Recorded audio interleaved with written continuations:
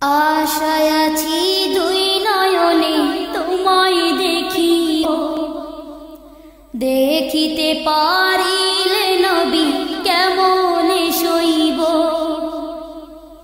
পথ ভিখারির কাঙ্গাল আমি, কান্দে যারে যার, দয়া করে দয়াল নবী দেখা দাও একবার। আসসালামু আলাইকুম ওয়া রাহমাতুল্লাহি ওয়া বারাকাতুহু।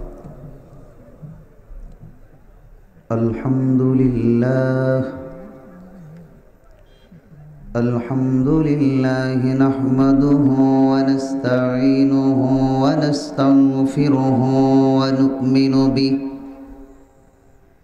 নু'মিনু বিহি ওয়া নাতাওয়াক্কালু আলাইহি ওয়া নাউযু বিল্লাহি মিন শুরুরি আনফুসিনা ওয়া মিন সাইয়্যাতি আমালিনা। মান ইয়াহদিহিল্লাহু ফালা মুদিল্লা লাহু ওয়া মান ইউদ্লিলহু ফালা হাদিয়া লাহু। ওয়া নাশহাদু আন লা ইলাহা ইল্লাল্লাহু ওয়াহদাহু লা শারীকা লাহু। ونشهد أن سيدنا وسندنا ونبينا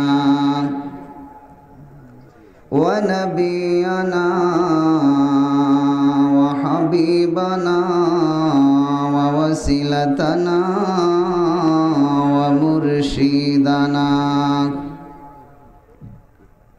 ومرشدنا ومولانا محمدا عبده ورسوله الذي أرسله بالحق بشيرا ونذيرا وداعيا إلى الله بإذنه وسراجا منيرا. وقد قال الله تعالى في كلامه المجيد وفي فرقانه الحميد. أعوذ بالله من الشيطان الرجيم. بسم الله الرحمن الرحيم.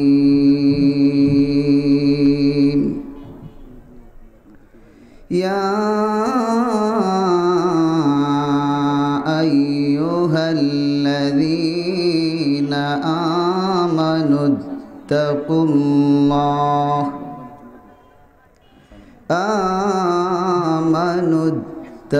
الله وكونوا مع الصادقين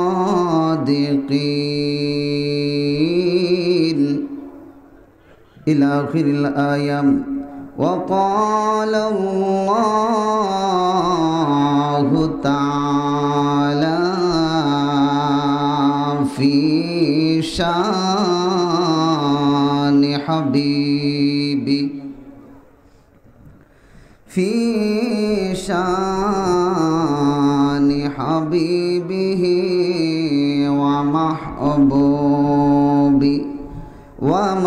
ومحبوبه مخبرا وآمرا. إن الله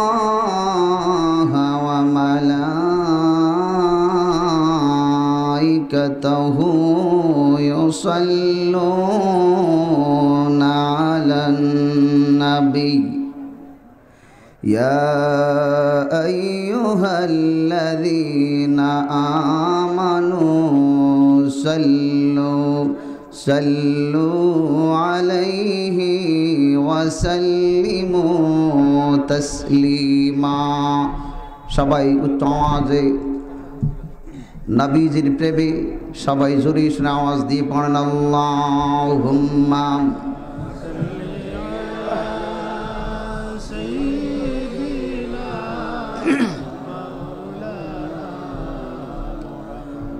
وعلى آل سيدنا مولانا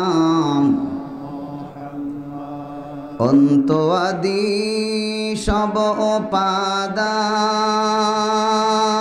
উপাদান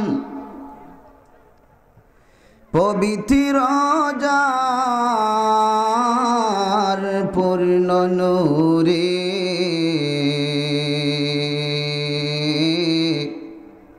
আবির্ভাবে সেই নায়কের লাগলো চমক বিশ্ব জুড়ে আল্লাহুম্মা আওয়াজ দিয়ে পড়েন মাওলানা মুহাম্মদ ওয়া আলা আলি সাইয়্যিদিনা মাওলানা উঠল কেঁপে ইরান ভূমি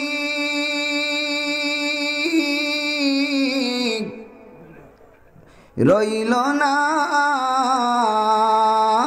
আর বাকি বোঝার মঞ্চে হাজির ন্যায়ের রাজা মঞ্চে হাজির ন্যায়ের রাজা খতম হলো অগ্নি পূজার আল্লাহুম্মা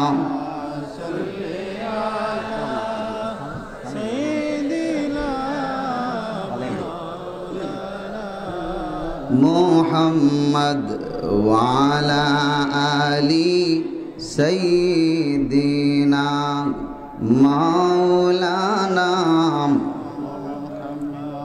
হৃদয়ের আবেগ অনুভূতি উজাড় করে দিয়ে সবাই প্রাণ খুলে কায়মুল বাক্যে উদার চিত্তে জগৎস্বামী আল্লাহ সুবহানাহু ওয়া তাআলার জিকিরে মাশগুল হই সবাই জপি আল্লাহু আল্লাহ আল্লাহু আল্লাহু আল্লাহু আল্লাহু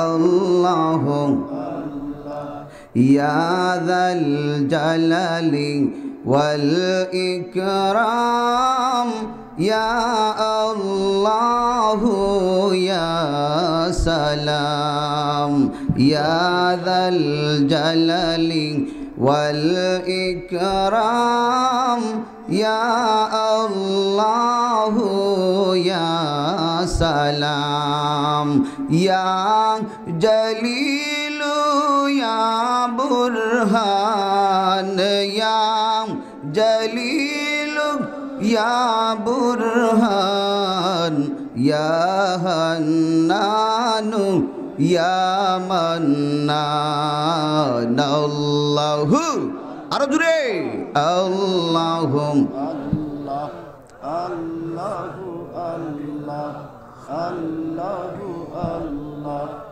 আল্লাহু আল্লাহ আল্লাহুম ইয়া আলিম ইয়া খাবীর ইয়া সামিউন ইয়া বাসীর ইয়া আলিম ইয়া খাবীর ইয়া সামিউন ইয়া বাসীর ইয়া রহিম ইয়া রহমান ইয়া রহিম ইয়া রহমান ইয়া হান্নান ইয়া মান্নান আল্লাহু আল্লাহু আল্লাহু আল্লাহু লা ইলাহা ইল্লাল্লাহু মুহাম্মাদুর রাসূলুল্লাহ সাল্লাল্লাহু আলাইহি ওয়াসাল্লাম।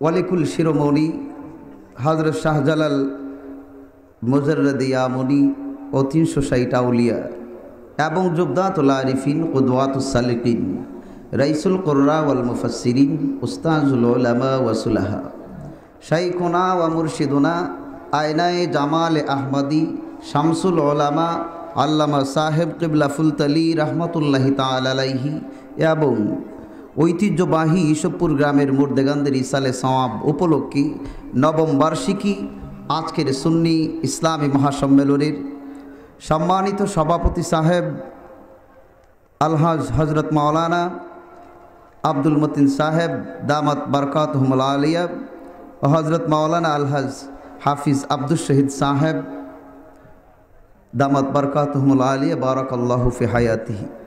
আজকের প্রধান অতিথি আন্তর্জাতিক খ্যাতিসম্পন্ন মুফাসসিরে কোরআন, বিশিষ্ট হাদিস গবেষক, তাহরিকে খতমে নবুয়ত বাংলাদেশের সংগ্রামী আমির,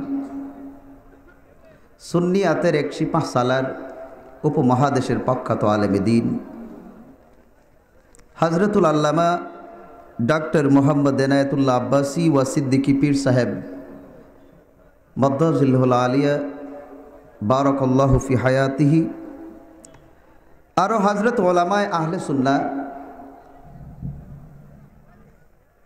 আমার পিতৃতুল্য মুরব্বিয়ানে কারাম আলী আসাদুল্লাহ খালিদ সাইফুল্লাহ বীর হামজার আদর্শের সৈনিক, অত্র গ্রামের অত্র এলাকার তরুণ সমাজ, বিভিন্ন স্কুল কলেজ মাদ্রাসায় অধ্যয়নরত আমার প্রিয় শিক্ষার্থী বন্ধুরা, মায়ের আদরের ছোট্ট ছোট্ট সোনামণিরা, পর্দার অন্তরালে অবস্থানরত আমার শ্রদ্ধেয় সম্মানিতা মা এবং বোনেরা, বক্তৃতার প্রারম্ভে শুরুতে আল্লাহ সুবহানাহু ওয়া তাআলার দরবার ইলাহিতে লক্ষ কোটি শুকরিয়া জ্ঞাপন করছি, যিনি আমাদেরকে আজকের এই মোবারক মাজলিসে আসার, বসার, বলার এবং শোনার তৌফিক দান করেছেন। সেজন্যে অন্তরের অন্তঃস্থল থেকে হৃদয়ের কৃপণতা দূর করে উচ্চ আওয়াজ একবার বলি আলহামদুলিল্লাহ। আলহামদুলিল্লাহর আওয়াজটা সুবিধাজনক হচ্ছে না, আপনাদের কষ্ট হচ্ছে? আওয়াজ দিয়ে বলেন আলহামদুলিল্লাহ।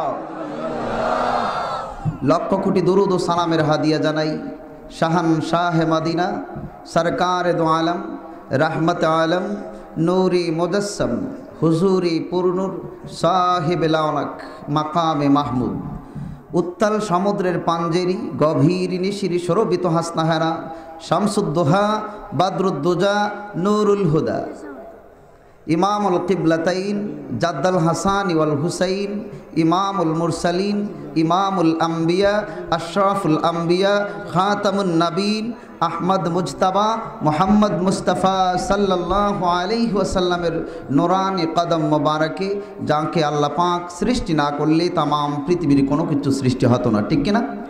জোরে আওয়াজ দিয়ে বলেন ঠিক কিনা? আজকের এই মাহফিলে বিভিন্ন প্রান্ত থেকে আপনারা এসেছেন, আমার ব্যক্তিগত পক্ষ থেকে আপনাদেরকে মোবারকবাদ জ্ঞাপন করছি। আসলে অনেক ওলামায়ে কেরাম নিচে বসা আছেন, আমি তাদের ছাত্র হওয়ার উপযুক্ত নই, এরপরও কর্তৃপক্ষের নির্দেশে আমি সামান্য সময় আপনাদের কাছে ব্যয় করতে চাই। যদি আল্লাহ রাব্বুল আলামিন আমাকে তৌফিক দান করেন, কোরআন হাদিসের আলোকে কিছু বলার, আপনাদেরকে যেন শোনার, হেদায়েতের উদ্দেশ্যে সওয়াবের নিয়তে আল্লাহ যেন কবুল করেন, সবাই বলেন আল্লাহুম্মা আমিন। আল্লাহ পাক সুবহানাহু ওয়া তাআলা তার কোরআনে মাজিদে ফুরকানে হামিদে তিনি ঘোষণা করেন, ইয়া আইয়ুহাল্লাযীনা আমানু, যারা ঈমান এনেছো তোমরা শুনো, ওয়াত্তাকুল্লাহ, তোমরা আল্লাহকে ভয় করো। কাকে? আরো জোরে বলেন, ওয়াত্তাকুল্লাহ, তোমরা আল্লাহকে ভয় করো। এই কথাটা আল্লাহ রাব্বুল আলামিন বলেছেন ঈমানদারদেরকে। এখানে আল্লাহ রাব্বুল আলামিন ইয়া আইয়ুহান নাস বলতে পারতেন, মানব জাতিকে বলতে পারতেন, মানব জাতিকে বলেন নাই, বলেছেন ঈমানদারদেরকে।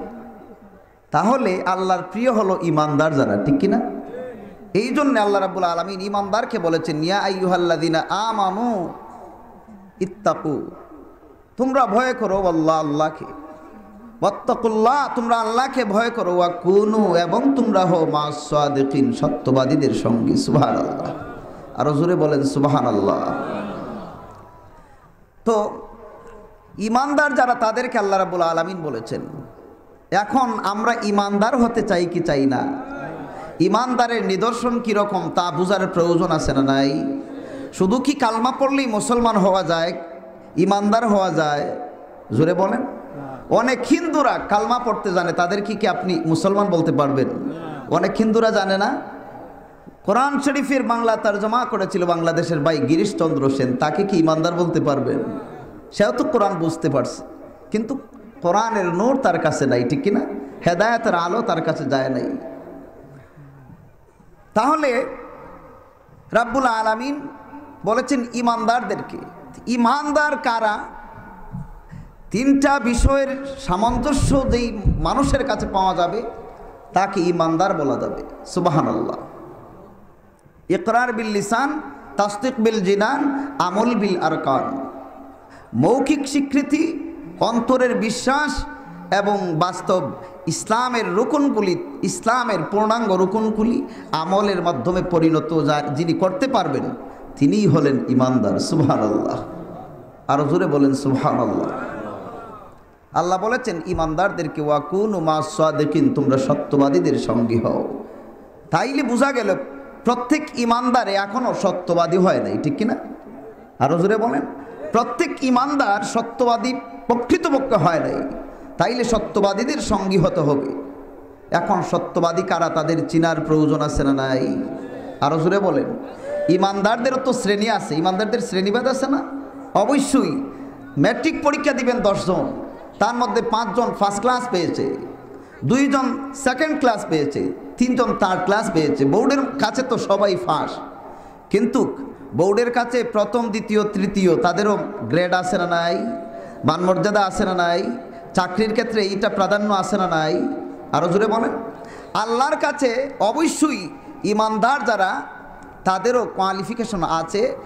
তাইলে আল্লাহ রাব্বুল আলামিন ঈমানদারকে বলেছেন, তাইলে ঈমানদার হতে হবে মা'আস সাদিকিন, সত্যবাদীদের সঙ্গী। এখন সত্যবাদী কারা সহজে আমরা বুঝতে পারবো। কোরআনের এক আয়াত আরেক আয়াতের তাফসীর করে গিয়েছে।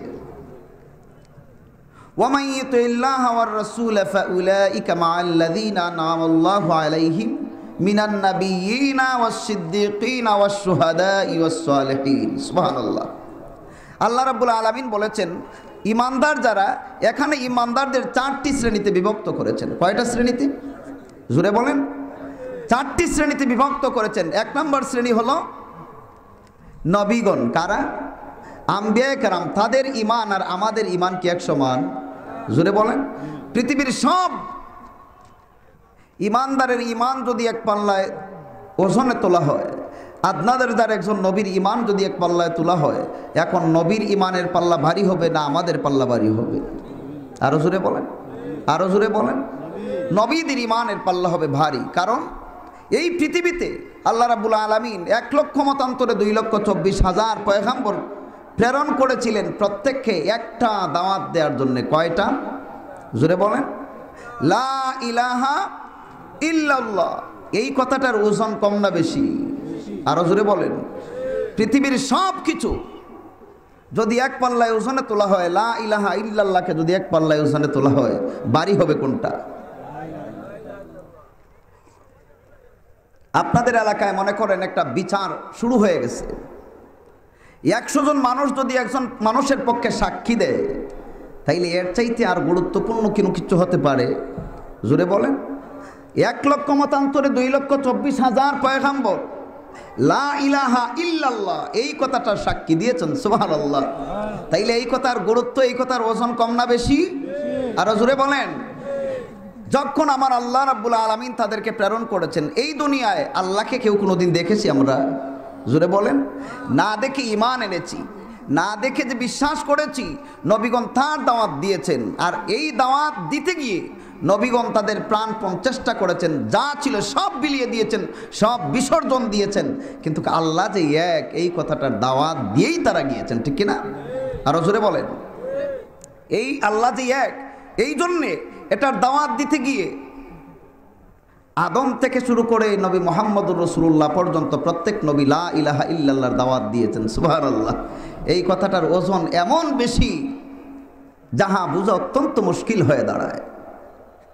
মুসা নবী দাওয়াত দিয়েছেন, ঈসা নবী দাওয়াত দিয়েছেন, ইব্রাহিম নবী দাওয়াত দিয়েছেন, দাউদ পয়গম্বর দাওয়াত দিয়েছেন, নূহ পয়গম্বর দাওয়াত দিয়েছেন, সবাই দিয়েছেন লা ইলাহা। কিন্তু সব কি তাদের কথা মেনে নিয়েছিল প্রথমে? কথা বলেন না কেন? তাদেরকে আল্লাহ রাব্বুল আলামিন কঠিন কঠিন পরীক্ষা করেছেন। প্রত্যেক পরীক্ষায় নবীগণ কৃতকার্য হয়েছেন। সুবহানাল্লাহ। আরো জোরে বলেন সুবহানাল্লাহ। এর জন্যে ইউনূস আলাইহিস সালাম নদীর গভীর তলদেশে গিয়েছেন, মাছ তাকে ভক্ষণ করেছে। এর চাইতে কঠিন আর পরীক্ষা হতে পারে? আরো জোরে বলেন। নদীর তলদেশে গিয়েছেন, একটা মাছ তাকে ভক্ষণ করেছে। আল্লাহ কত পরীক্ষা করেছেন, কঠিন পরীক্ষা করেছেন। এই পরীক্ষায় নবী ইউনূস আলাইহিস সালাম পাশ করেছিলেন না ফেল করেছিলেন? এরপরও কি আল্লাহকে ভুলেছিলেন? জোরে বলেন। যখন তিনি একটা মাছ তাকে ভক্ষণ করলো, তখন এই মাছটাকে আরেকটা মাছ ভক্ষণ করলো। সুবহানাল্লাহ। এরপরও কিতাবের মধ্যে এসেছে হযরত ইউনূস আলাইহিস সালামকে যেই মাছ ভক্ষণ করেছিল, এমন তলদেশে গিয়েছিল প্রায় 8 লক্ষ কিলোমিটার মাটির পানির নিচে তলদেশে গিয়েছিল। এরপরও নবী কি আল্লাহকে বলেছিলেন? আরো জোরে বলেন। সেই মাছের পেটে বসে তিনি কি পড়েছিলেন? লা ইলাহা ইল্লা আনতা সুবহানাকা ইন্নী কুনতু মিনাজ। পড়েছিলেন কি পড়েন নাই? জোরে বলেন। আল্লাহ রাব্বুল আলামিনের কাছে নিজেই বলেছেন, আল্লাহ মনে হয় আমি আমার আত্মা জুলুম করেছে। সুবহানাকা ইন্নী কুনতু মিনাজ জালিমিন, মনে হয় আমি জালিমদের অন্তর্ভুক্ত হয়ে গিয়েছি। আল্লাহ তার কথাটাকে দেখেন, নবী এত কষ্ট করেছেন, এরপর আল্লাহ রাব্বুল আলামিন তাকে কি সুন্দরভাবে বললেন, হে নবী ফাস্তাজাবনা লাহু নাজাইনাহু মিনাল গাম্মি ওয়া কাযালিকা নুনজিল মুমিনিন। সুবহানাল্লাহ। হযরত ইউনূস মাছের পেটে গিয়েছেন। মাছের পেটে যাওয়ার পর আল্লাহর পয়গম্বর হযরত ইউনূস আলাইহিস সালাম কাঁদেন, আর কারো কাছে কোনো কিচ্ছু বলেন না গো। ইউনূস পয়গম্বর আল্লাহর কাছে বলেন, লা ইলাহা ইল্লা আনতা সুবহানাকা ইন্নী কুনতু মিনাজ জালিমিন। এই তাসবিহ যখন পড়েন, আমার আল্লাহ রাব্বুল আলামিন হযরত ইউনূস আলাইহিস সালামকে বলেন, ইউনূস রে, ও ইউনূস, গভীর তলদেশে গিয়া রে ইউনূস, আমি আল্লাহকে বলো নাই। ইউনূস রে, আমি আল্লাহ রাব্বুল আলামিন জানিয়ে দেই, ও ইউনূস চিন্তার প্রয়োজন নাই। আল্লাহ রাব্বুল আলামিন সমুদ্রের আরেকটি মাছকে বললেন, হে মাছ, যাও রে যাও, আমার ইউনূসকে যেই মাছটা ভক্ষণ করেছে, আমার ইউনূসকে হেফাজতের জন্য তোমাকে পাঠালাম। আরেকটা নদীর মাছ এসে ওই মাছটাকে ভক্ষণ করেছে।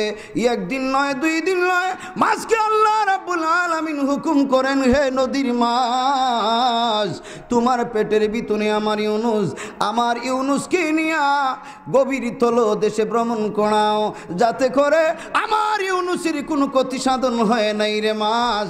1 দিন 2 দিন নয় গো, 40 দিন গিয়েছে। আল্লাহর পয়গম্বর হযরত ইউনূস আলাইহিস সালাম মাছের পেটের ভিতরে। আল্লাহ রাব্বুল আলামিন এরপরে বলেন, হে মাছ, এইবার যাও রে মাছ, যেই তোমার পেটের ভিতরে বসে আমার নবী আমাকে বলে নাই, মাছ রে যাও, আমার বন্ধু ইউনূস আলাইহিস সালামকে তুমি নদীর কিনারে উদ্ধার করে দাও। আর জোরে বলেন সুবহানাল্লাহ। তাইলে আল্লাহু আকবার, ইয়া রাসূলুল্লাহ, জিন্দাবাদ। তাইলে নবীগণ কষ্ট কম করেছেন না বেশি করেছেন? এরপর তাদের ঈমান কতটুকু মজবুত, পানির নিচে গিয়েও আল্লাহকে তিনি বলেন, ঠিক কিনা? হযরত ইউনূস আলাইহিস সালাম শুধু নয়, প্রত্যেক নবীগণ, হযরত নূহ আলাইহিস সালাম 900 বছর 950 বছর ইসলামের দাওয়াত দিলেন। তার ইসলামের পক্ষে, তার পক্ষে, দাওয়াতের পক্ষে মাত্র 40 জন মানুষ ঈমান এনেছিল। কতজন? জোরে বলেন। কওমের লোকেরা এমনভাবে আক্রান্ত করলো তাকে, হযরতে নূহ আলাইহিস সালামকে তার পায়ের তালু থেকে নিয়ে মাথার তালু পর্যন্ত সমস্ত শরীরের চামড়া উঠিয়ে দিল। এরপরও তিনি কি আল্লাহকে ভুলেছেন? জোরে বলেন। হযরত নূহ পয়গম্বর আল্লাহর কাছে দোয়া করেন, পরওয়ারদিগারে আলম গো, আপনি আমাকে ইসলামের দাওয়াত দেওয়ার জন্য পাঠিয়েছেন। আল্লাহ গো, আমি ইসলামের দাওয়াত দিই, আমার দাওয়াতে কোনো মানুষ আসে না গো আল্লাহ, মনে হয় ইসলামের পক্ষে আমি উপযুক্ত নই গো আল্লাহ, আমার আল্লাহ জানিয়ে দিন নূহুরে, ও নূহ পয়গম্বর চিন্তার প্রয়োজন নাই। নূহ পয়গম্বর তুমি দাওয়াত দিতে থাকো, দুনিয়ার কোনো মানুষ যদি তোমার ডাকে নাই, জেনে রাখো আমি আল্লাহ রাব্বুল আলামিন তোমার পক্ষে আছি। তাইলে নবীগণ কষ্ট কম করেছেন না বেশি করেছেন? আল্লাহ বলেন মিনান নাবিয়্যিন, প্রথম শ্রেণীর সত্যবাদী হলেন নবীগণ। সুবহানাল্লাহ। আর জোরে বলেন সুবহানাল্লাহ। শুধু নূহ নয়, বাবা ইব্রাহিম আলাইহিস সালাম, আল্লাহ রাব্বুল আলামিন তাদেরকে কঠিন কঠিন পরীক্ষা দিয়েছেন। ও দুনিয়ার মুসলমান, যারা এই পৃথিবীতে আল্লাহ রাব্বুল আলামিনের প্রিয় পাত্র হয়েছিলেন, তারা পরীক্ষা দিয়ে হয়েছিলেন না পরীক্ষা ছাড়া হয়েছিলেন? আরো জোরে বলেন। ইমানদার যারা, তাদের পরীক্ষা কম হয় না বেশি হয়? আরো জোরে বলেন, কম না বেশি? হযরত ইব্রাহিম আলাইহিস সালামকে নমরুদের অগ্নিকুণ্ডের মধ্যে ফেলা হয়েছিল, ঠিক কিনা? এরপরও কি আল্লাহকে বলেছিলেন নাকি? আরো জোরে বলেন। ইব্রাহিম নমরুদের আগুনের মধ্যে পড়তে রাজি, আল্লাহকে বলতে রাজি, ঠিক কিনা? নমরুদ ইব্রাহিম খলিলুল্লাহকে আগুনের মধ্যে ফেলে দিয়েছে। এমন আগুন গো, উত্তপ্ত আগুন, আকাশ দিয়ে যদি কোনো পাখি উড়াল দিয়ে যায়, পাখির ডানা জ্বলে পুরে সারখাই হয়ে যাবে, এইরকম আগুন। এরপর আগুন দেখে আল্লাহর পয়গম্বর হযরত ইব্রাহিম ভয় পান নাই। এমনি মুহূর্তে জিবরিলে আমিন এসেছেন তার কাছে। আল্লাহর পয়গম্বর, ও ইব্রাহিম খলিলুল্লাহ, আপনি যদি চান গো নবীজি, আমি আমার পরিচয় আপনার কাছে দিয়েছি। আমার পরিচয় হলো আমি আল্লাহর দূত হযরত জিবরিল। হুজুর, আপনি যদি আমাকে অনুমতি দিন, আমি আপনাকে সাহায্য করতে পারি। আমার নবী হযরত ইব্রাহিম খলিলুল্লাহ ডাক দিয়ে বলেন, হে জিবরাইল, কি রকম সাহায্য করতে পারো? হুজুর গো, একটা দুইটা পাখা নয়, আমার 600 পাখা আছে। একটা পাখা দিয়ে যদি আমি চাপ মারি গো, নমরুদের আগুনকে 7 সমুদ্রের নিচে ধাবাইয়া দিতে পারবো। ও আল্লাহর পয়গম্বর, ও ইব্রাহিম খলিলুল্লাহ, আপনি বলেন আমি আপনাকে সাহায্য করতে পারি কিনা? আল্লাহ রাব্বুল আলামিনের পয়গম্বর হযরত ইব্রাহিম খলিলুল্লাহ বলেন, জিবরিল রে, আল্লাহ রাব্বুল আলামিন আমাকে তার একত্ববাদের দাওয়াত দেওয়ার জন্য পাঠিয়েছেন। আমি সেই আল্লাহর একত্ববাদের দাওয়াত দেওয়ার জন্য এসেছি। আমার আল্লাহ যদি রব্বুল আলামিন যদি নমরুদের আগুনের মধ্যে আমার মরণ লিখে রাখেন, আমি জিবরিল আমিন জেনে নাও, আমি ইব্রাহিম খলিলুল্লাহ নমরুদের আগুনের মধ্যে জ্বলতে রাজি, তথাপি তোমার সাহায্য নিতে রাজি নয়। আমার আল্লাহ যদি আমাকে সাহায্য করেন, আমি আমার আল্লাহর সাহায্য নিতে চাই, তথাপি তোমার সাহায্যের কোনো প্রয়োজন নাই। সুবহানাল্লাহ। এরপর নবী কি জ্বলেছিলেন আগুনে? ইমান কত বড় কঠিন পরীক্ষা। আল্লাহ রাব্বুল আলামিন হুকুম করেন, কুলনা ইয়া নারু কুনি বারদাও ওয়া সালামান আলা ইব্রাহিম। হে আগুন, আমি তোমার স্রষ্টারে, আগুন জেনে নাও আমার পয়গম্বর ইব্রাহিম খলিলুল্লাহকে আগুনের মধ্যে ফেলতে চায়। ও আগুন জেনে নাও, আমি আল্লাহ রাব্বুল আলামিন তোমাকে বললাম, আগুন রে, আজকের আগুন তুমি নমরুদের জন্য আগুন হয়ে যাও, আমার ইব্রাহিম খলিলুল্লাহর জন্য তুমি ফুলের বিছানা হয়ে যাও। আর জোরে বলেন সুবহানাল্লাহ। একটা দুইটা নয়, ইব্রাহিম আলাইহিস সালামকে আরো কঠিন পরীক্ষা করেছেন, ঠিক কিনা? বুড়া বয়সে সন্তান পেয়েছেন একটা, সন্তানের মহব্বত কম না বেশি? আরো জোরে বলেন। সন্তানের অসুখ যদি হয়, অসুস্থ হয়ে যায়, মানুষ তার ধন দৌলত সব বিক্রি করে সন্তানের চিকিৎসা করাতে ইচ্ছে করে, ঠিক কিনা? এখন ইব্রাহিম বুড়া বয়সে তাকে আল্লাহ এমন অর্ডার দিলেন, ফালাম্মা বালাগা মাহুস সায়া ক্বালা ইয়া বুনাইয়া ইন্নী আরা ফিল মানাম আন্নী আযবাহুকা ফানজুরু মাযা তারা।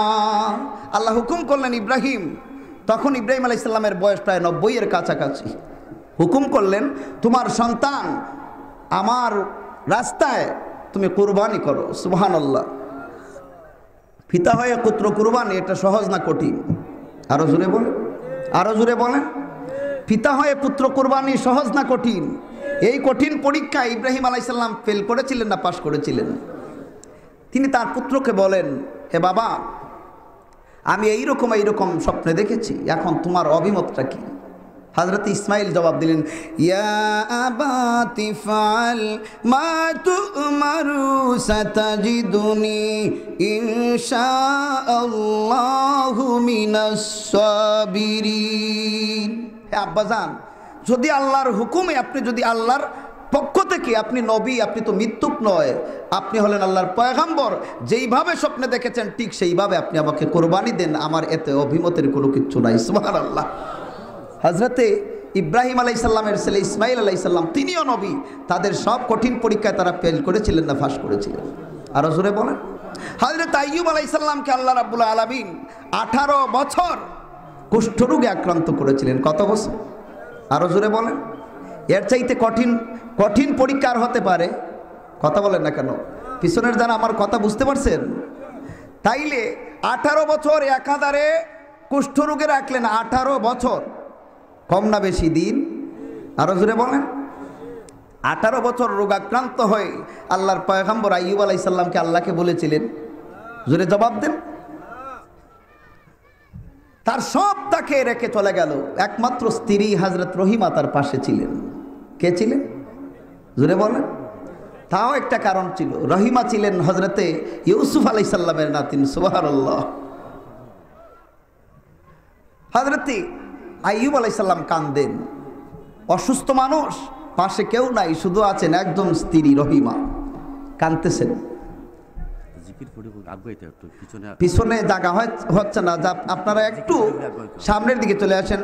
আল্লাহু আল্লাহ আল্লাহু আল্লাহু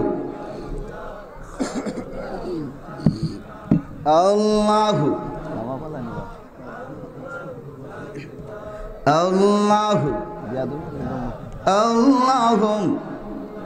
পাখিরা সব ডালে না বৈশা, কোন রঙের ডাক ডাকে রে। পাখিরা সব ডালে না বৈশা, কোন রঙের ডাক ডাকে রে। কোন রঙের ডাক ডাকে রে, কি না মধুর লাগে রে। আল্লাহু আল্লাহু আল্লাহু আল্লাহু আল্লাহু। একটি গাছের চারটি ডাল, কোন ডালেতে বসত কাল। একটি গাছের চারটি ডাল, কোন ডালেতে বসত কাল। কোন ডালেতে দয়াল নবী আল্লাহু নাম জপে রে। আল্লাহু নাম জপে রে, কি না মধুর লাগে রে আল্লাহু আল্লাহু লা ইলাহা ইল্লাল্লাহু মুহাম্মাদুর রাসূলুল্লাহ। আপনারা মনোযোগ দেন, অযথা কথা না বলে আপনারা যারা দাঁড়িয়ে আছেন জায়গা থাকলে বসে যান।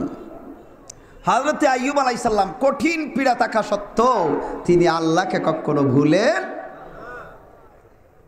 গ্রামের লোকেরা এসে হযরত আইয়ুব আলাইহিস সালামকে বলে, আইয়ুব আলাইহিস সালাম এক কাজ করেন। হযরত রহিমাকে বলে একটা কাজ করেন, যে কি, যে আমাদের গ্রাম সব লোকেরা আইয়ুব আলাইহিস সালাম এমন দুর্গন্ধযুক্ত হয়ে গেছেন, তার পায়ের তালু থেকে মাথার তালু পর্যন্ত সমস্ত শরীর পচে গিয়েছে, শুধু হাড়গুলি আছে, কঙ্কালটা আছে তার।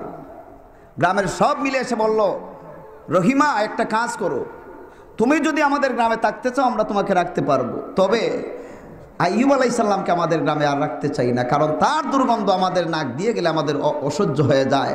এই জন্য আমরা বলছি হযরত আইয়ুব আলাইহিস সালামকে আমাদের গ্রাম থেকে বিদায় করতে হবে। একজন পয়গাম্বর, আবার ছিলেন তিনি একজন শিল্পপতি। দেখেন আল্লাহ কি করতে পারে।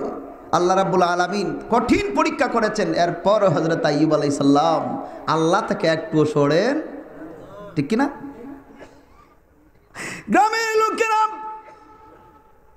হযরত রহিমার কাছে এসে বলে, ও গো রহিমা, জেনে নাও তুমি অত্যন্ত সুন্দরী, অত্যন্ত রূপসী, কিন্তু একটা কথা জেনে নাও, একদিন নয়, 2 দিন নয়, 1 বছর নয়, 2 বছর নয়, 18 বছরের কুষ্ঠ রোগীকে নিয়ে তুমি এই কানের মধ্যে আছো।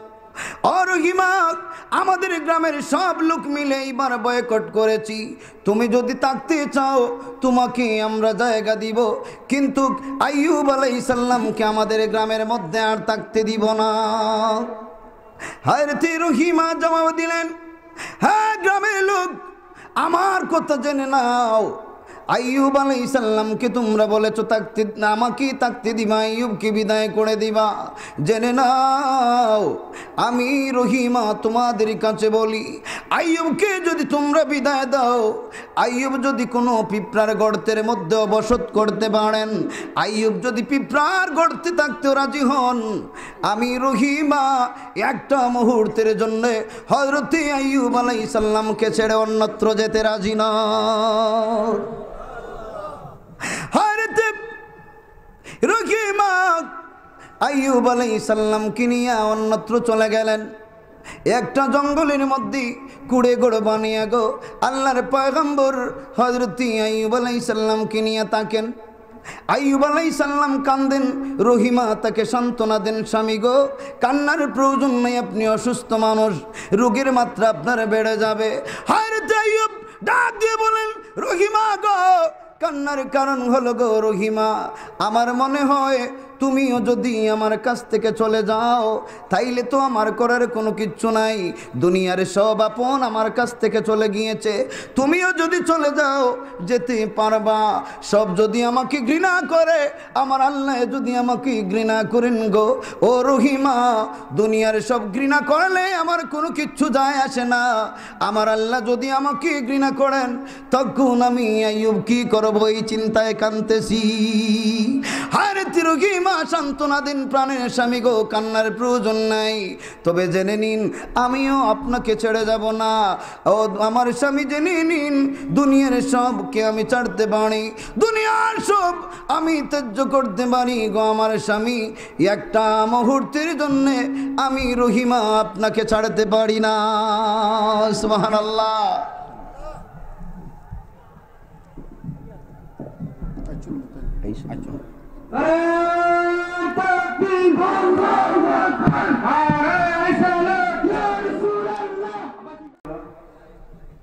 আমরা এতক্ষণ যাবত যার অপেক্ষা অপেক্ষমান সেই কাঙ্ক্ষিত প্রধানে তিনি আমাদের মাঝে এসে উপস্থিত হয়েছেন।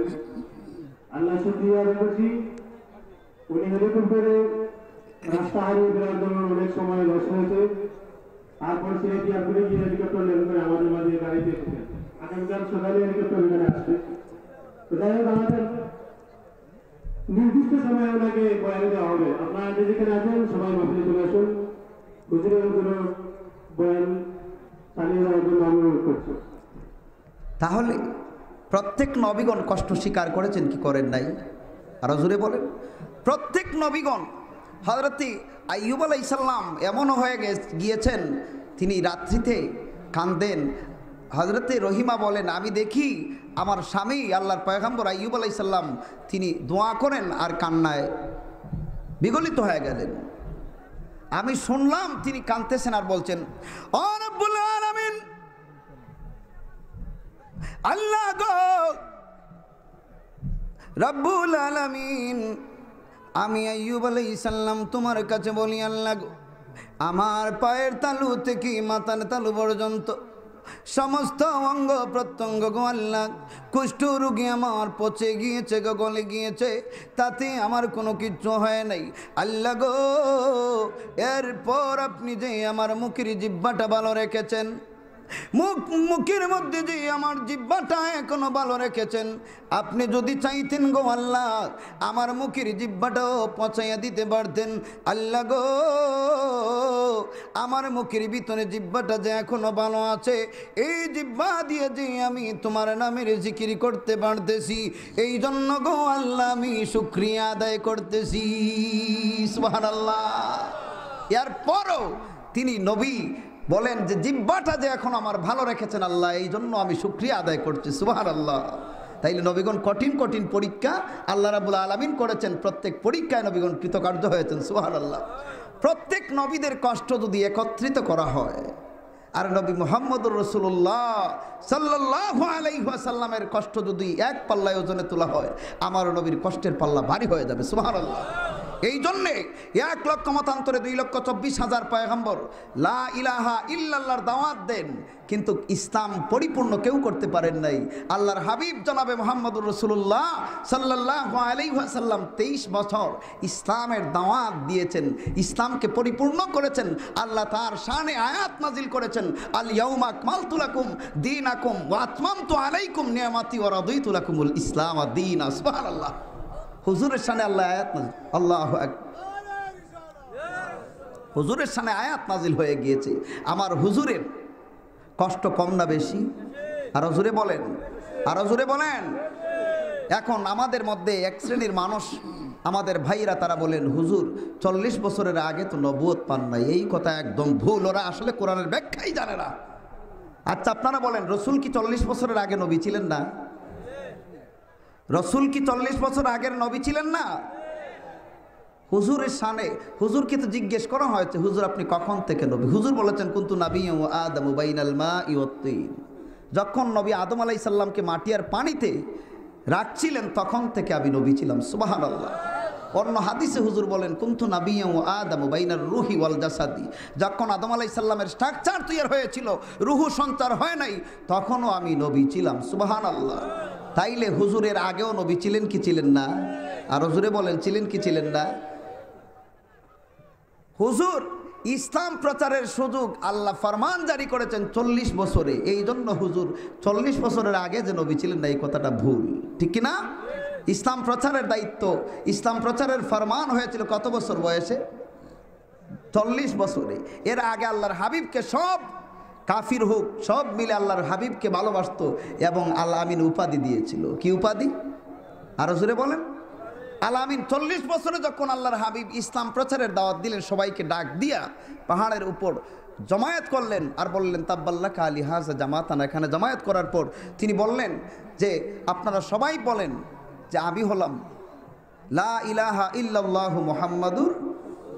তখন তারা বিগড়ে গেল, আল্লাহর হাবিবকে তখন তারা এই কথাটি তারা শুনে তারা তেলে বেগুনে জ্বলে উঠল।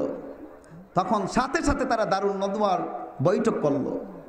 মন্ত্রী পরিষদে সংসদ ভবন ছিল দারুন নাদওয়ায় কাফির কুফফারদের। তারা সেখানে বসে আল্লাহর হাবিবের কুৎসা রটনা শুরু করে দিল যে আজকে যে মোহাম্মদ, এত ভালো মোহাম্মদ, জীবনে তাকে কোনো কিছুতে দেখি না, সে ইসলামের আজ আমরা তাকে আল আমিন উপাধি দিয়েছি, আজকে যে সে লা ইলাহা ইল্লাল্লাহ মুহাম্মাদুর রাসূলুল্লাহ বলল, এই কথা আমরা মেনে নিতে পারি, ঠিক কিনা? মানুষের স্বার্থের উপর আঘাত আসলে তখন মানুষ অন্যরকম হয়ে যায়, ঠিক কিনা? হক কথা বললে সবাই নারাজ হয়ে যায়, কথাটা ঠিক না বেঠিক? আরো জোরে বলেন। এই জন্য আল্লাহ বলেছেন ওয়াকুনু মা'আস সাদিকিন, সত্যবাদীদের সঙ্গী হও। অন্য আয়াতে বলেছেন ইয়া আইয়ুহাল্লাযিনা আমানুত্তাকুল্লাহা ওয়া কুলু কাওলান সাদিদা, যারা ঈমান এনেছো তোমরা সত্য কথা বলো। সুবহানাল্লাহ। তাইলে সত্য কথা বললে অনেকের আঘাত লাগতে পারে কিনা জোরে বলেন।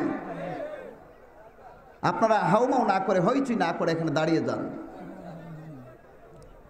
আলহামদুলিল্লাহ, আমাদের প্রধান অতিথি যাকে দেখার জন্য এত দূর দূরান্ত থেকে আপনারা এসেছেন, উনি আমাদের মধ্যে এসে উপস্থিত হয়েছেন। কিছুক্ষণের মধ্যে ওনাকে দেয়া হবে, উনি একটু রেস্টের প্রয়োজন।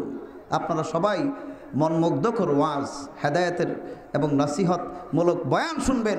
আপনারা হইচই যদি করেন তাহলে আমাদের সিলেটের যাতে কোনো বদনাম না আসে, এইভাবে আপনারা চিন্তাটা করবেন। তাহলে দেখা যায় সত্য কথা বললে অনেক মানুষ আপনার বিপক্ষে যায়, ঠিক কিনা? পৃথিবীর সব যদি আপনার বিপক্ষে যায়, আপনার পক্ষে কেউ আসেনি? আরো জোরে বলেন, কে? আল্লাহ যদি তাকেন আপনার পক্ষে, পৃথিবীর সব যদি আপনার বিপক্ষে হয়ে যায়, আপনার কোনো ক্ষতি সাধন করা কারো পক্ষে সম্ভব, ঠিক কিনা? সবাই দারুণ দোয়া বৈঠকে বলল মুহাম্মদকে এতদিন এত ভালো মনে করলাম, আজকে সে কি কথা বলল, লা ইলাহা ইল্লাল্লাহু মুহাম্মাদুর, এই কথা আমরা মেনে নিতে পারি? এই কথার ব্যাখ্যা করলো আবু জেহেল। কি করলো? ব্যাখ্যা করলো লা ইলাহা ইল্লাল্লাহ, তার মানে আমাদের দেবতা লাত, মানাত, উজ্জা, হুবল সব কিছুর দায়িত্ব খেড়ে এক আল্লাহর কাছে দিতে চায় মুহাম্মদ, আমাদের বাপ দাদার ধর্মকে নষ্ট করতে চাই, ঠিক কিনা? এই জন্য তারা তেলে বেগুনে জ্বলে উঠল। এরপর মুহাম্মদুর রাসূলুল্লাহ এইটার ব্যাখ্যা হলো আমি আবু জেহেল, আমি হলাম সর্দার, আমি হলাম নেতা, আমরা সব নেতাদের নেতৃত্ব চলে যাবে যদি মুহাম্মদুর রাসূলুল্লাহ এই কথা বলি। জোরে বলেন নাউজুবিল্লাহ। এখনো আবু জেহেলের কিছু চেলাফেলারা আছে না নাই? আরো জোরে বলেন আছে না নাই? আবু জেহেলের সৈনিকরা এখনো দুনিয়ায় আছে। আমাদের ইমানের পর দেখে ওরা ইচ্ছে করে আমাদেরকে গায়েল করার, ঠিক কিনা? আমরা সোচ্চার হতে হবে মুসলমান। আমাদের প্যারা হাবিব তিনি কষ্ট স্বীকার করেছেন, হককে উদ্ধারের জন্য উহুদের ময়দানে তার দন্তন মুবারক শহীদ করেছেন, ঠিক কিনা? এরপরও তিনি ইসলামের আল্লাহ যে এক, এই কথার দাওয়াত দিয়েছেন না বাদ দিয়েছেন? জোরে বলেন। তাইলে আমরাও প্রয়োজন হলে এই কথার পক্ষে, প্রয়োজন যদি হয় গায়ের রক্ত ঢালতে রাজি আছি না নাই? অবশ্যই। হুজুরে আকরামকে ভাই সব আওয়াজ দিলে ভালো লাগে না। লা ইলাহা লা ইলাহা লা ইলাহা। যদি সামনে একটু জায়গা থাকে প্লিজ আল্লাহর ওয়াস্তে এই মাহফিলের খাতিরে কোরআন হাদিসের মহব্বতে একটু সামনের দিকে চলে আসেন। আপনার অনেক ভাই দাঁড়িয়ে আছে, একটু বসার সুযোগ করে দেন। লা ইলাহা লা ইলাহা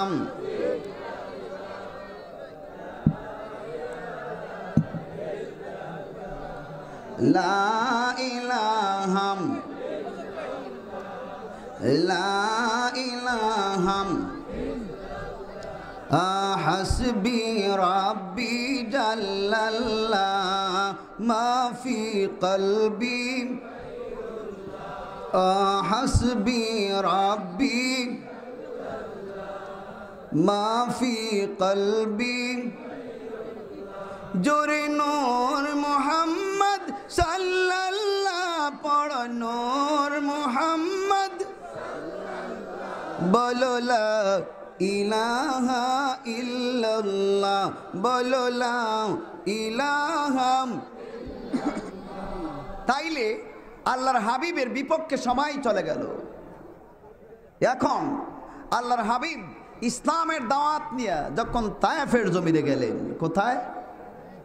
তায়েফের জমিনে তখন আল্লাহর হাবিবকে আরবের লোকেরা তায়েফের ছোট্ট ছোট্ট সন্তানকে কাফির কুফাররা লেলিয়ে দিল, যাও মোহাম্মদ ইবনে আব্দুল্লাহকে তোমরা গায়েল করো, উনি হলেন পাগল। জোরে বলেন নাউজুবিল্লাহ, আরো জোরে বলেন নাউজুবিল্লাহ। ইসলাম এত সহজেই আমরা পাই নাই। শুধু নামাজ পড়ার নাম ইসলাম নয়, রোজা রাখার নাম ইসলাম নয়, হজ করার নাম ইসলাম নয়, যাকাত দেওয়ার নাম ইসলাম নয়, হক কথা বলার নামই হচ্ছে ইসলাম, ঠিক কিনা?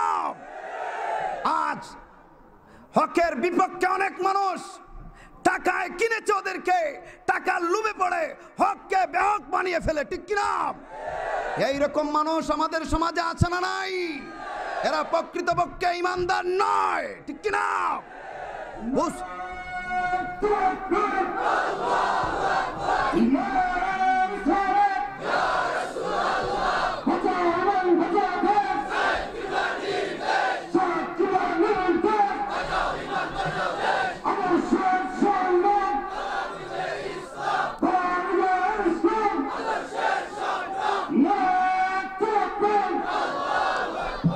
হুজুর হককে উদ্ধার করার জন্য লা ইলাহা ইল্লাল্লাহ এই আওয়াজ, এই স্লোগানের জন্য হুজুর আকরাম তার দন্দন মুবারক শহীদ করেছেন। এরপরও এক আল্লাহর এই দাওয়াতকে কাফির কুফাররা বন্ধ করতে পারে, ঠিক কিনা?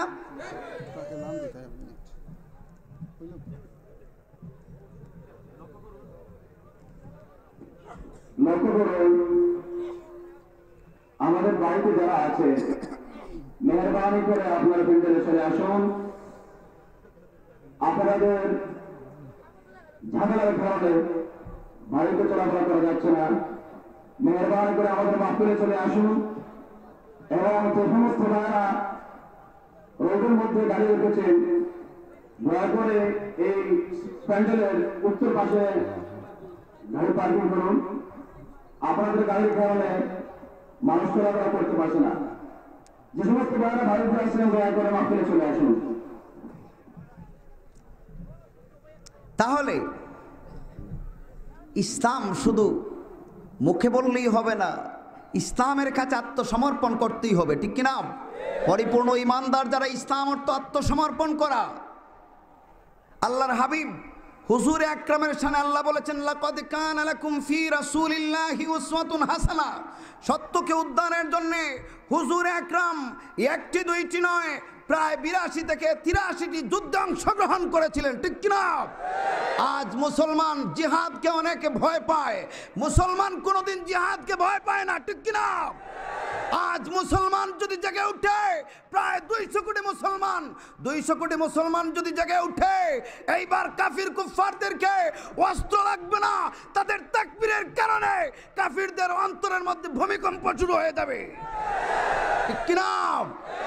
আজ আমাদের ছোট্ট একটা দেশ, পার্শ্ববর্তী রাষ্ট্র বার্মা, মুসলমানদেরকে, রোহিঙ্গা মুসলমানদেরকে এমনভাবে হত্যা করা হচ্ছে, বিশ্বের মুসলমান শুধু প্রতিবাদ করে মুখ দিয়ে, বুক দিয়ে করে নাই, ঠিক কিনা? যদি বুক দিয়ে প্রতিবাদ করত, অবশ্যই মুসলমানদের আল্লাহু আকবারের তাকবীরে এই বার্মার মাসনাদ তার করে ভেঙে চুরমাচুর হয়ে যেত, ঠিক কিনা? আমরা শাহজালালের সৈনিক, আমরা এটা জানি। শাহজালাল মুজাররদি আমনি এই দেশে ইসলাম প্রচার করেছিলেন, ঠিক কিনা? কোনো অস্ত্র নিয়ে আসেন নাই, তার একটা অস্ত্র ছিল, একটা মন্ত্র ছিল, কালেমায়ে তাইয়্যিবা লা ইলাহা ইল্লাল্লাহু মুহাম্মাদুর রাসূলুল্লাহ, স্লোগান ছিল আল্লাহু আকবার। এই তাকবীরই বাতিল রাজা গড়গোবিন্দকে পালিয়ে যেতে বাধ্য করছিল, ঠিক কিনা? আজ এই দেশের 95% মুসলমান, আমাদের পার্শ্ববর্তী রাষ্ট্র বার্মা, যেই দেশের একটা আন্তর্জাতিক বিমানবন্দর নাই, সেই দেশে কে সাহস দিয়েছে রোহিঙ্গা মুসলমানদেরকে এইরকম ষড়যন্ত্র করে হত্যা করা, ঠিক কিনা? আমরা বুঝতে পেরেছি কিছুদিন আগে, আপনারা জানেন, কষ্ট হচ্ছে আপনাদের, হক কথা বলতেই হবে। 95% মুসলমানের দেশ, এই দেশে কিছু সামান্য হিন্দুরা বসবাস করে, মূর্তি তাদের ভাঙচুর হয়েছিল ব্রাহ্মণবাড়িয়ার নাসিরনগরে, শুনেন নাই? মূর্তির সাথে মুসলমানদের কোনো সম্পর্ক আছে? এই রকম কোনো মূর্তি ভাঙলে মুসলমানদের 1 লক্ষ নফল নামাজের সওয়াব হবে, এটা আমরা কোনোদিন বিশ্বাস করি? কে বা কারা ভাঙচুর করেছে আমরা জানি না। মুসলমানদেরকে দোষারোপ করা হয়েছে এবং তার প্রতিবাদ করা হয়েছে আমেরিকায়, ঠিক কিনা? আজ হাজার হাজার মা বোনদের ইজ্জত লুণ্ঠন হচ্ছে, হাজার হাজার অবুঝ সন্তানকে নাফ নদীতে হত্যা করে ভাসিয়ে দেওয়া হচ্ছে। আজ তাদের প্রতিবাদ নাই কেন, ঠিক কিনা? আজ জাতিসংঘ বলেন, মানবাধিকার কমিশন বলেন, আমরা বুঝতে পেরেছি এরা কোনোদিন জাতিসংঘে তো আমাদের মুসলমান কোনো ভাই, ঠিক কিনা? যদিও নামে মুসলমান তাকে টাকা দিয়ে কিনে ফেলেছে ইহুদিরা, ঠিক কিনা? আমরা বুঝতে পেরেছি এইবার জাগতে হবে। মুসলমান কোনোদিন দুর্বল হতে পারে না। মুসলমান আল্লাহকে যদি বিশ্বাস করে তার ঈমানকে মজবুত করতেই হবে, ঠিক কিনা? আজ এই সুযোগে দেখেন কত বড় নগণ্য কাজ করেছে। আবার ওই সময়ে অং সান সু চি, মায়ানমারের প্রেসিডেন্ট, তাকে নোবেল প্রাইজ ঘোষণা করছে। শোনেন নাই আপনারা? আচ্ছা, নোবেল প্রাইজের সাথে মুসলমানদের কোনো সম্পর্ক আছে? আরো জোরে বলেন। মুসলমান নোবেল প্রাইজের আশা করা হয়, এটা 1 নম্বর চরম বেয়াদবি। মুসলমান জান্নাতের আশা করতেই হবে, ঠিক কিনা? মুসলমানের পুরস্কার হলো জান্নাত। নোবেল প্রাইজের সাথে মুসলমানদের কোনো সম্পর্ক হতে পারে? এই সুযোগে দেখেন কত মানুষকে হত্যা করা হয় সেই দেশে, আবার অং সান সু চিকে দিয়া আবার নোবেল প্রাইজ ঘোষণা করে। এখন মুসলমানদের আওয়াজটাকে বন্ধ করার জন্যে জাতিসংঘ কৌশল অবলম্বন করেছে যে তার নোবেল প্রাইজ বাজেয়াপ্ত করা হোক। আমি বলি শুনে যান, অং সান সু চির নোবেল প্রাইজ বাজেয়াপ্ত করে মুসলমানদের আওয়াজকে বন্ধ করা যাবে না, ঠিক কিনা? মুসলমানের সম্পর্ক নোবেল প্রাইজের সাথে নয়, একটা নয়, হাজার নোবেল প্রাইজ অং সান সু চিকে দেন, আমাদের কোনো কিচ্ছু বলার নাই, আমাদের কোনো আপত্তি নাই। তবে অং সান সু চির নোবেল প্রাইজ বাজেয়াপ্ত করার নাম মুসলমানদের বিচার নয়, ঠিক কিনা? মুসলমান হত্যার বিচার করা আর অং সান সু চির নোবেল প্রাইজ বাজেয়াপ্ত করে মনে করেছে মুসলমানদেরকে বুঝ দিবা, এই বুঝ মুসলমান কোনোদিন মেনে নিতে পারে, ঠিক কিনা? আজ আমাদের মাননীয় প্রধানমন্ত্রী যদি বলতেন যে তুমি একটা দেশের প্রেসিডেন্ট, আমি হলাম একটা দেশের প্রধানমন্ত্রী, আমার পার্শ্ববর্তী দেশ, আমার দেশে 95% মুসলমান, যেই দেশে ইসলাম নিয়ে এসেছেন শাহজালাল, শাহপরান, শাহ মাখদুম, শাহ আরিফিন, শাহ আমানত, শাহ ফুলতুলি, আড়াইবাড়ি, দামতি, চরমোনাই, মঞ্জুলাল, এইরকম পীরমা শায়েখদের আবাদ ভূমি বাংলাদেশ, ঠিক কিনা? এই দেশের মুসলমান যদি আওয়াজ তুলে আমার মাসনদ নিয়ে টানাটানি শুরু হয়ে যাবে। এইবার যদি তুমি মুসলমান হত্যা করা বন্ধ না করো, আমার দেশে কিছু বৌদ্ধরা তোমার বসবাস করে, তোমরা যেভাবে মুসলমান হত্যা করেছো তার চাইতে কঠিন পন্থায় মুসলমান বৌদ্ধদেরকে হত্যা করবে, ঠিক কিনা? এই আওয়াজ যদি তুলে দিতেন, এই কথা যদি প্রধানমন্ত্রী বলে দিতেন, কালকে রোহিঙ্গা মুসলমান হত্যা বন্ধ হয়ে যেত, ঠিক কিনা? আজ সেই হক কথা কেউ বলে না। চোরকে বলে চুরি করিস, মালিককে বলে সজাগ থাকিস, ঠিক কিনা? এটাই হয়ে যাচ্ছে এখন জাতিসংঘের কৌশল এবং মানবাধিকারের কৌশল। কথাটা আপনারা কষ্ট পাচ্ছেন? আমাদের দেশে দেখেন গ্রামীণ, ব্র্যাক, এই সমস্ত ব্যাংক এসে লোন দেয় আমাদের মা বোনদেরকে। কাদেরকে দেয়? আরও জোরে বলেন। এটাই দেখায় পর্দা ছেড়ে নারীদেরকে বেপর্দায় নেয়, এটাই হলো তার কৌশল। কিন্তু এই রকম কৌশল অবলম্বন করে তাদেরকে মহব্বত দেখায়। স্বামীর কাছে এটা নারীর কৃতিত্ব হয়ে দাঁড়ায় যে দেখেন তোমার পাওয়ার ব্যাংকের কাছে নাই, ঠিক কিনা? জোরে বলেন। আমাকে ব্যাংক লোন দেয়, কত বিশ্বাস করে আমাকে, এই বলে তাদেরকে, নারীদেরকে এইরকম ব্যাংক সুদি লেনদেন দেয়। যদি সত্যিকারভাবে যদি তারা নারীদেরকে মহব্বত দেখাতো, তাইলে হাজার হাজার নারীগণ ইজ্জত হারাচ্ছেন, হাজার হাজার মা বোন দর্শিত হচ্ছেন। যুবতী নারীদেরকে গড়ের মধ্যে দরজা লক করে পালাক্রমে দর্শন করে তাদেরকে পেট্রোল দিয়ে, আগুন দিয়ে জ্বালিয়ে তাদের লাশের সাথে এমন চরম বেয়াদবি করা হচ্ছে, লাশের এক একটা টুকরা জঙ্গলের এক একটা কোণে ফেলে দিচ্ছে, ঠিক কিনা? আজ জাতিসংঘ আর মানবাধিকার কমিশন, তোমাদের দরদটা কোথায়? এখন দেখি তোমরা স্লোগান তোলো না, কথাটা ঠিক কিনা? আমরা বুঝতে পেরেছি তোমাদের কলা কৌশল। তাইলে হককে উদ্ধারের জন্যে আল্লাহর হাবিব জিহাদ করেছিলেন কিনা? জোরে বলেন। হুজুরে আকরামের বিপক্ষে চলে গেল সব। আল্লাহর হাবিব ইসলামের দাওয়াত নিয়ে গেলেন তায়েফে। কোথায়? যখন তায়েফে গেলেন, তায়েফের বড় বড় কাফিররা, হেড লেভেলের কাফির যারা, তারা ছোট্টদেরকে বলে দিল, যাও মোহাম্মদ বিন আবদুল্লাহকে তোমরা পাথর দিয়ে মারো, ও হচ্ছে একটা পাগল। জোরে বলেন নাউজুবিল্লাহ, জোরে বলেন নাউজুবিল্লাহ। আল্লাহর হাবিব তায়েফের জমিনে ইসলামের দাওয়াত নিয়ে গিয়েছেন।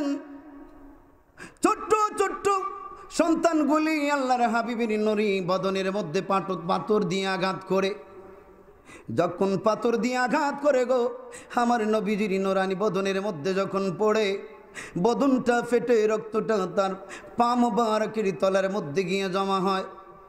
আমার নবী সামনের দিকে মুখ দেখান, কাফিররা ছোট্ট ছোট্ট নাবালিক সন্তানেরা, বালিক সন্তানেরা আল্লাহর হাবিবের চেহারা লক্ষ্য করে এমনভাবে পাথর মারা শুরু করে।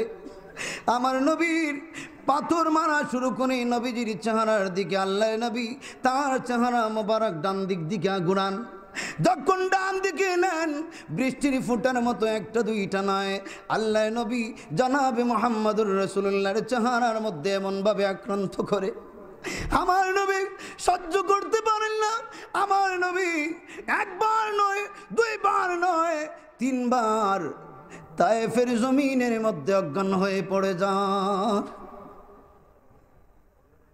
আল্লাহর হাবিবের যখন জ্ঞান ফিরে আসে, কাফির কুফারের সন্তানেরা আবার দাঁড় করায়, আবার পাথর মারা শুরু করে দেয়।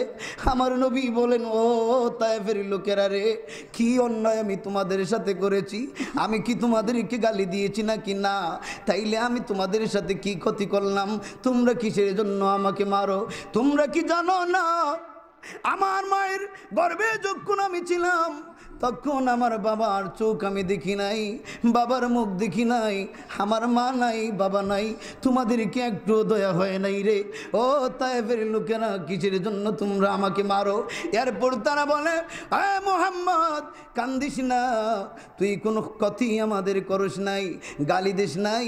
আমাদের মুরব্বীরা বলেছেন তুই নাকি পাগল, আর তোর উপর পাথর মারার জন্যে আমার নবী আবারও অজ্ঞান হয়ে পড়ে গেলেন গো। এমনি মুহূর্তে রাসূলের পালক পুত্র হযরত যায়েদ বিন হারিসা এসে দেখেন আমার নবীজির গা মোবারক, বদন মোবারক রক্তে রঞ্জিত হয়ে গিয়েছে। আমার নবীজির জ্ঞান নাই, বেহুশ হয়ে পড়ে আছেন। আল্লাহর হাবিবের প্রাণের সাহাবী আল্লাহর নবীর পালক পুত্র যায়েদ বিন হারিসা ডাক দিয়ে বলেন, এ তায়েফের লোকেরা, কিসের জন্য তোমরা আমার নবীজিকে এইভাবে আঘাত করো? তায়েফের সন্তানেরা রে, তোমাদের যদি মারার এত আফসোস থাকে তাইলে আমি যায়েদ বিন হারিসা মাটির মধ্যে পড়ে যাই, আমার গলার মধ্যে তোমরা ছুরি দিয়ে আঘাত করে দাও, আমাকে দুনিয়ার থেকে বিদায় করে দাও। তথাপি রে ও কাফির সন্তানেরা, আমার চোখের সামনে আল্লাহর হাবিবকে একটা ফুলের ইটার মারতে পারবি না। এরপর হযরত যায়েদ আল্লাহ নবীজির খিদমতে লাগলেন। কিছুক্ষণ পর আমার নবীর জ্ঞান ফিরে আয়, চোখ মোবারকের মধ্যে পানি মোবারক। হযরত যায়েদ ডাক দিয়ে বলেন, ইয়া রাসূলুল্লাহ, হে ইয়া হাবিবাল্লাহ, হুজুর গো, আমি আগেই ছিলাম না, এইবার যায়েদ থাকতে আপনার গা মোবারকের মধ্যে একটাইটাও পড়বে না। এমনি মুহূর্তের মধ্যে তারা চলে গেল। আমার নবীজির জ্ঞান ফিরে আসে। হযরত যায়েদ দেখেন রক্তে রঞ্জিত হয়ে রক্ত মোবারক আমার নবীর জুতা মোবারকের মধ্যে গিয়ে একত্রিত হয়েছে, রক্তের বন্যা বয়ে গিয়েছে। আমার নবী জ্ঞান ফিরে আসছে। হযরত যায়েদকে বলেন, যায়েদ রে, কি অবস্থা রে? যায়েদ, আমি আর সহ্য করতে পারি নাই। ও যায়েদ, আমার চামড়া ফেটে রে যায়েদ, রক্ত পড়েছে। ও যায়েদ, রক্ত শূন্যতা দেখা দিয়েছে আমার, এখন আমার শরীরটা অবশ হয়ে গিয়েছে রে যায়েদ। হযরত যায়েদ বলেন, আল্লাহ নবী গো, ইয়া রাসূলুল্লাহ, রক্তটা এমনভাবে শক্ত হয়ে গিয়েছে। হযরত যায়েদ গরম পানি দিয়া আল্লাহ নবীজির বদন, আল্লাহ নবীজির চরণ মোবারক যখন ধুয়ে দিবেন গো, দেখেন গো জুতার সাথে আমার নবীজির চরণ মোবারক কদম মোবারকের চামড়া লেগে গিয়েছে, ছোটে না। হযরত যায়েদ গরম পানি দিয়া আমার নবীজির পা মোবারকের মধ্যে পানি ডালেন, এরপর জটটা খুলে গিয়েছে। আমার নবী ডাক দিয়ে বলেন, হ্যাঁ যায়েদ কি অবস্থা? এমনি মুহূর্তের মধ্যে জিবরিল আমিন এসে বললেন, হুজুর গো আল্লাহ আপনাকে সালাম দিয়েছেন। হুজুর গো আমি জিবরিল আমিন আপনার কাছে এসেছি। ইয়া রাসূলুল্লাহ, ইয়া হাবিবাল্লাহ, আপনি আমাকে বলেন, আমি আপনাকে সাহায্য করার জন্য এসেছি। হুজুর গো আপনি আমাকে বলেন, আমার 600 পাকা আছে, একটা পাকা দিয়ে আমি চাপ মারি আর তায়েফকে 70 গজ মাটির নিচে ধাবাইয়া দেই। আমার নবী বললেন, হ্যাঁ জিবরিল আমিন, আমি যদি তোমাকে বলি এইরকম করো তাইলে তো আমার দোয়া মঞ্জুর হয়ে যাবে। জিবরিল রে যাও, এই দোয়ার প্রয়োজন নাই। আমি তায়েফবাসীকে যদি বদদোয়া দেই তাইলে আল্লাহর দরবারে আমার দোয়া মঞ্জুর হয়ে যাবে। ও জিবরিল জেনে নাও, আল্লাহ রাব্বুল আলামিন আমাকে রাহমাতুল লিল আলামিন হিসেবে দুনিয়ায় পাঠিয়েছেন, ঠিক কিনা? ইন্না আরসালনাকা ইল্লা রাহমাতাল লিল আলামিন। হ্যাঁ জিবরিল, না রে না, আমি দোয়া করব না, আমি দোয়া করি এমন একদিন আসবে রে এই তায়েফবাসীর জন্য যদি আমি বদ্ধ করে দেই তাইলে এটা আমার পক্ষে উচিত নয়। হ্যাঁ জিবরিল, তুমি জেনে নাও আমি তায়েফবাসীর জন্য এই দোয়া করব না। আমি যদি এই দোয়া করি তাইলে ইসলামের দাওয়াত আমি আর কার কাছে এমন করে দিব? সুবহানাল্লাহ, আরো জোরে বলেন সুবহানাল্লাহ। হুজুর কষ্ট করেছেন কি করেন নাই? আরো জোরে বলেন। ইসলামের জন্য কষ্ট করেছেন কি করেন নাই? আল্লাহ যে এক, এই কথাটা সত্য, ঠিক কিনা? আল্লাহর আগে কেউ ছিলেন না, এখনো নাই, পরেও আসবেন না। এই যে আল্লাহ না দেখে যে এইরকমভাবে 1 লক্ষ মতান্তরে 2,24,000 পয়গম্বর দাওয়াত দিলেন, এই কথাটার ওজন অনেক বেশি, ঠিক কিনা? আরো জোরে বলেন। তাইলে এরপরও আল্লাহর হাবিব মুহাম্মদুর রাসূলুল্লাহ কষ্ট স্বীকার করেছেন, এরপর আল্লাহ যে এক তাকে কখনো ভুলে, ঠিক কিনা? হুজুরের জন্মের আগে তার বাবা দুনিয়া থেকে বিদায় নিয়েছেন, কষ্টটা কম না বেশি? আরো জোরে বলেন। কষ্টটা অনেক বেশি। দুনিয়ায় আসার পর তার আম্মাজান মারা গেলে তার কষ্টটা কম না বেশি? আরো জোরে বলেন। যেই ডালে আল্লাহর হাবিব হাত দেন সেই ডাল ভেঙে যায়, যেই ডালে হাত দেন সেই ডাল ভেঙে যায়। এরপরও আল্লাহ রাব্বুল আলামিন হুজুর আকরামকে সান্ত্বনা দেন, সুবহানাল্লাহ। তাদের পক্ষে কে ছিলেন? আরো জোরে বল। কাফির কুফফাররা দারুন নদওয়া বৈঠকে তারা পুরস্কার ঘোষণা করলো। এই কথা আমরা একমত হতে পারি না, মুহাম্মাদের উপর এই কথা বলতে পারি না, লা ইলাহা ইল্লাল্লাহু মুহাম্মাদুর রাসূলুল্লাহ আমরা বলতে পারি না। যাও এক কাজ করো, যদি মুহাম্মদকে কেউ হত্যা করতে পারো তাকে 100 উট উপহার দেওয়া হবে। কতটি উট? আরো জোরে বল। কতটি উট? 100টি উটের লোভে আল্লাহর হাবিবের শির মুবারক কাটার জন্য কাফিরগণ বেপরোয়া হয়ে গেলেন, ঠিক কিনা? এইরকম কাফিরদের উত্তরসূরিরা এখনো জীবিত আছে না নাই? ওরা মুখে কালমা পড়ে, বুকে কালমা পড়ে নাই, ঠিক কিনা? ইসলামের অনেক মর্দি মুজাহিদকে হত্যা করেছে, ঠিক কিনা? এইরকম হয় না? গত বছরে বাংলাদেশের আরো এক সুন্নিয়তের শ্রেষ্ঠ তারকা নুরুল ইসলাম ফারুকীকে হত্যা করেছিল, কি করে নাই? জোরে বলেন। যাদের শরীরে আবু জাহেল এবং আবু লাহাবের রক্ত প্রবাহমান, তারা এইরকম কুকাজে ব্যস্ত থাকে, ঠিক কিনা? আমরা সোচ্চার হতে হবে মুসলমান। আমাদের রক্তে আল্লাহ এবং তার আল্লাহর হাবিব জনাবে মুহাম্মদুর রাসূলুল্লাহর উত্তরসূরিরা, তাদের রক্ত প্রবাহমান, ঠিক কিনা? ইসলামের বিপক্ষে কোনো বাধা আসলে আমরা তা সহজে মেনে নিতে রাজি, ঠিক কিনা? আজ এক শ্রেণীর মানুষ লন্ডন আমেরিকায় থাকে, ব্রিটিশের টাকায় ওরা তাদের কিনা গোলাম হয়ে গেছে, ঠিক কিনা? নামাজকে উঠাইয়াই দিচ্ছে, এইরকম আছে না নাই? আপনারা বলেন না কেন, কষ্ট হচ্ছে নাকি? বিতির নামাজ কয় রাকাত? জোরে বলেন। তারাবির নামাজ কয় রাকাত? উলামায়ে কেরাম এই বিষয়ে বেশি অভিজ্ঞতা তাদের না সাধারণ মানুষের? জোরে বলেন। লন্ডন আমেরিকায় গিয়ে হোটেলের মধ্যে কাজ করে সেই বেশি জানবে না জি আলিম 16 থেকে 20 বছর কিতাব নিয়ে অধ্যয়ন করেছেন, তার অভিজ্ঞতা বেশ। চায়ের দোকানে চাকরি করে আর আলিমদের চাইতে ফতোয়া দেয়, এইরকম মানুষ আমাদের সমাজে আছে না নাই? আছে না নাই? লন্ডন আমেরিকায় ইহুদিদের বরংকের টাকা লুবে পড়ে ইসলাম কি জিনিস ওরা ভুলে গিয়েছে, ঠিক কিনা? এইরকম লামাযহাবীদের আবির্ভাব বাংলাদেশে আছে না নাই? ওরা সিলেটে আসতে পারে নাই, এইবার সিলেটেও প্রবেশ করেছে, ঠিক কিনা? এইসব মানুষ ইসলামের ক্ষতি করতেছে, নামে মুখে বলে ইসলাম, আসলে ওদের কোনো কিছু ইসলামের নয়, ঠিক কিনা? এইরকম কিছু সংখ্যক মানুষ আমাদের সমাজে বের হয়ে ফিতনা সৃষ্টি করে দিচ্ছে। আমরা বুঝতে হবে ওরা হচ্ছে ফিতনাবাজ, আসল ঈমান ওদের কাছে নাই, ঠিক কিনা?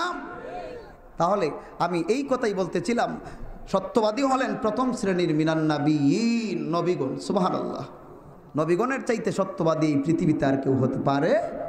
এর জন্য আল্লাহ বলেন মিনান নাবিয়িন, প্রথম শ্রেণীর ইমানদার, প্রথম শ্রেণীর সত্যবাদী হলেন নবীগণ, ঠিক কিনা? 2 নম্বর শ্রেণীর হলেন সিদ্দিকিন। কারা? জোরে বলেন।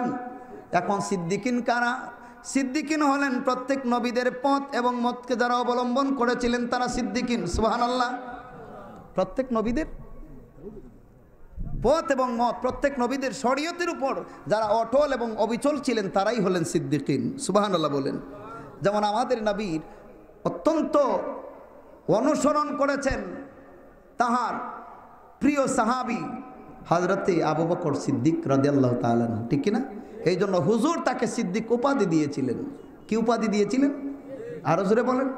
মেরাজ রজনীতে আল্লাহর হাবিবকে আল্লাহ রাব্বুল আলামিন যখন তার সান্নিধ্যে নিলেন, আল্লাহর হাবিব যখন মেরাজ করে আসলেন, আসার পর তিনি সবাইকে বলছেন যে আমার সাহাবীরা মসজিদে নববীতে ওয়াজ করতেছেন যে আমি আল্লাহর সান্নিধ্যে চলে গেলাম, গত রাত্রে আমি মেরাজ করে আসলাম। সুবহানাল্লাহ, আল্লাহর আরশে গেলাম, জান্নাত জাহান্নাম সব কিছু, সিদরাতুল মুনতাহা যা ছিল সব কিছু ভ্রমণ করে আমি চলে আসছি। এই কথা যখন কাফিররা শুনলো তখন আরও তেলে বেগুনে জ্বলে উঠলো। তারা আবু বকরের কাছে গিয়ে বলল, আবু বকর, এতদিন তোমার মোহাম্মদকে ভালোই বলছিলাম, কিন্তু আজকে যে এই কথা বলছে এই কথায় মুঠো তাকে পাগল ছাড়া আর কোনো কিছু বলার নাই। হযরত আবু বকর বললেন, কি কথা? যে তোমার নবী বলছে সে নাকি মেরাজ করে গিয়েছে, বায়তুল মুকাদ্দাসে গিয়েছে। বায়তুল মুকাদ্দাস পায়ে হেঁটে গেলে প্রায় 1 মাসের রাস্তা, আসতে আরও 1 মাসের রাস্তা, কোনো রেওয়ায়াতে 15 দিনের রাস্তা, আসতে আরও 15 দিনের রাস্তা, 1 মাসের রাস্তা। কিন্তু তোমার নবী বলছে যে বায়তুল মুকাদ্দাস গিয়েছে, নামাজ পড়েছে, জান্নাত দেখেছে, জাহান্নাম দেখেছে, আরশ দেখেছে, সব কিছু দেখেছে। এরপর এসে বলে ওযু করতে যে পানি পড়ছিল ওই পানিগুলি এখনও গড়াইয়া যাচ্ছে। এই কথা কি বিশ্বাস হয়? জোরে বলেন নাউজুবিল্লাহ। হুজুরের পক্ষে এটা সম্ভব না অসম্ভব? আরো জোরে বলেন।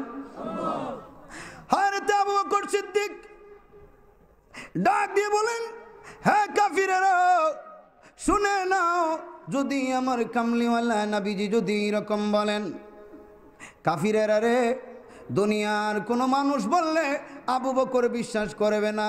আমার নবী যদি বলে থাকেন, দুনিয়ার কেউ বিশ্বাস না করলেও সর্বপ্রথম আবু বকরে বিশ্বাস করবে।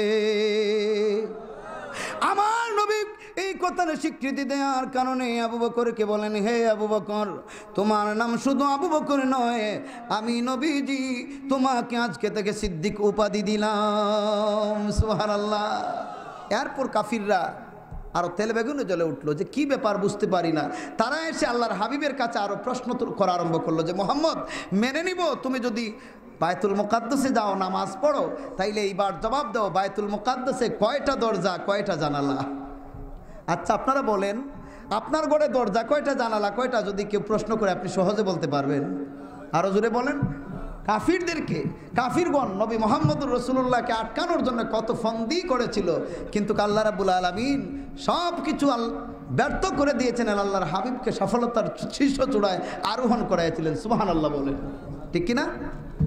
আল্লাহর হাবিব মুহাম্মদুর রাসূলুল্লাহ সাল্লাল্লাহু আলাইহি ওয়াসাল্লামের যখন তাকে এরকম বলা হলো যে বায়তুল মুকাদ্দাসের কয়টা দরজা, কয়টা জানালা? বায়তুল মুকাদ্দাস মসজিদ এটা কি ছোট আপনাদের মসজিদের মতো? জোরে বলেন।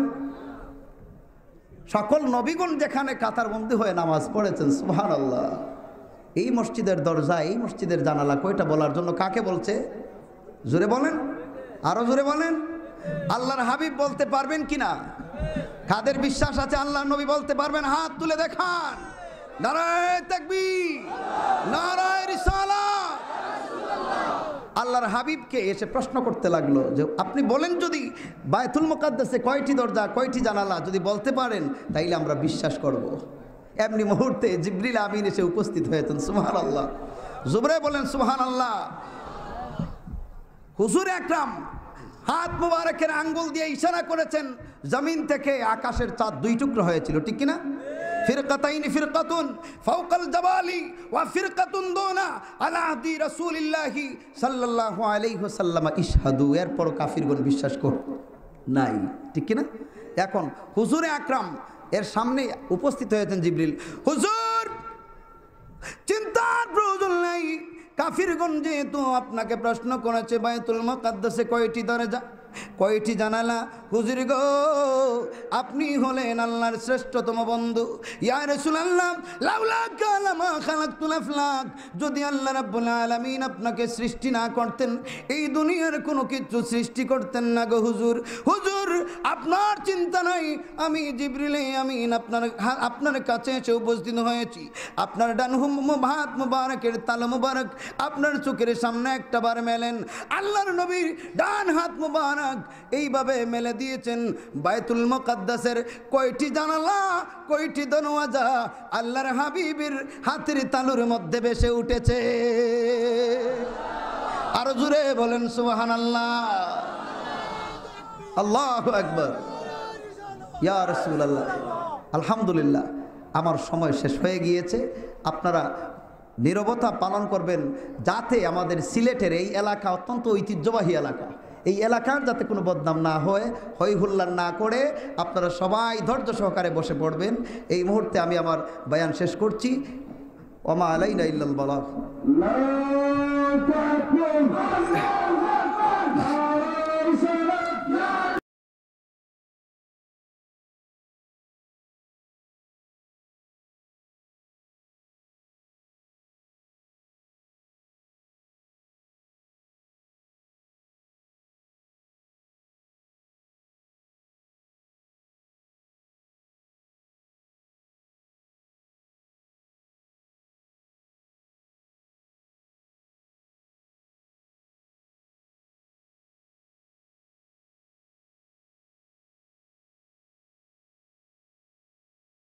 আসসালামু আলাইকুম ওয়া রাহমাতুল্লাহি ওয়া বারাকাতুহু।